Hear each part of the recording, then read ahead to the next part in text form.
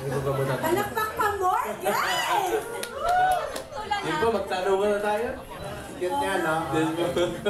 Sige, pwede Sige, magtanong na kayo para mas masaya. Don't be shy. Ayan, Macy. Huwag ka na naman yung Macy, ma. Mukhang production number. Okay, Hello, Alden. Hi, Miss Macy. Ay! Di ko makantay ng sarili ko. Well, anyway, I'm Macy from Lionheart TV. Hello po. Ang question ko ay, meron ba kayong kilig pa more moments during the shooting ng My Baby Love? On or off ka? On and off cam.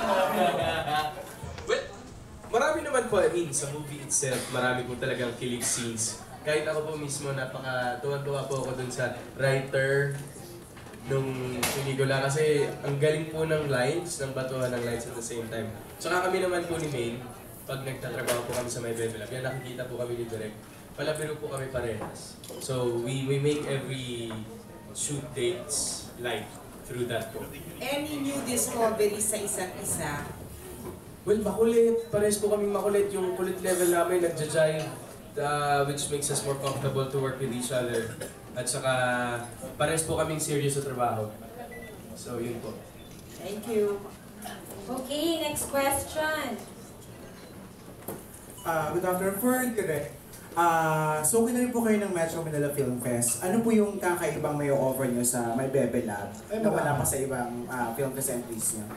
Sa iba ko bang Film Fest entries? Sa dami-dami ng Film Fest entries ko, ganon. Okay, kung maalala ninyo, ang kauna-unahang pelikula kong ginawa na I gained recognition was in an entry na Metro Manila Film Fest. This is years ago, 1993. This is May Minamahal, okay, with Aga and Aiko. I would like to think that is one of the first rom-coms, okay, na ginawa sa Pinas, okay? So many years later, so bali what, 22 years later, am I right?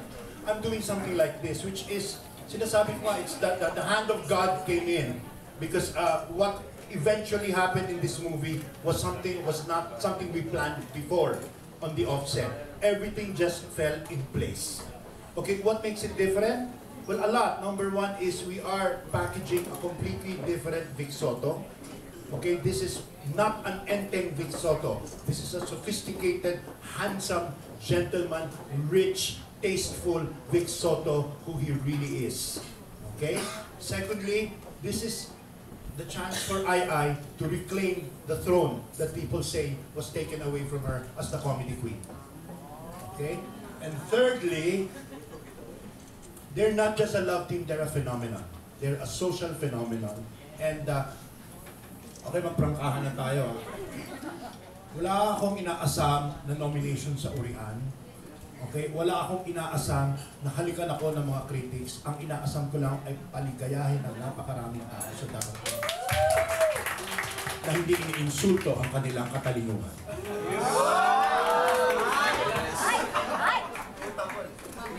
Hashtag hugot. Oh, next question, friends. Ayan. Chairman. Omar, President. Pakilala ka. Omar, Aldam Vloggers. O, diba? Hindi na nagkaroon special vloggers for a specific person. Bongga. Pwede ba i-connect dun sa episode kanina? Kasi nanood ako kanina. So, may joke ba kayo dito? May batuhan ba kayo ng joke with Maine and Alden? Meron? Pwedeng sample. Ay, surprise po, nasa movie. Nasa movie po yung surprise jokes namin, pero iba po yun. It's a different joke, different set of jokes for to the ones we use on air. Tapos, another question. Since, di ba, parang nagbibigay na kayo ng yung parang mga hints na mas deeper na nagkakakilala na kayo ni May, ano pa yung sa tingin nyo na pwede niyong ma-reveal sa isa't isa? Well, kasi kami po ni May, whatever we have now, we're enjoying the most out of it. Kumbaga, there's no pressure, there's no, parang walang, on our side, hindi kami whatever we have now as friends, we enjoy, and that's why we're very happy to work with each other. So siguro yung reveal na yun, aside from the fact na aabangan siya ng marami, hinihintay pa rin namin siya. So that's what we look forward to every day. Ito, serious. Ito naman sir. May chance mo talagang ligawan mo si Min sa totoong buhay? Of course. Kailan kaya? Secret. Pressure? Pressure. Ay, na lang yun. Kasi she's single, I'm single, so the possibilities are, very open. So magiging open din kaya to on cam? We'll see. Okay, so Pangan. Yan, Nicole, yes. Hi, Alden. Hi.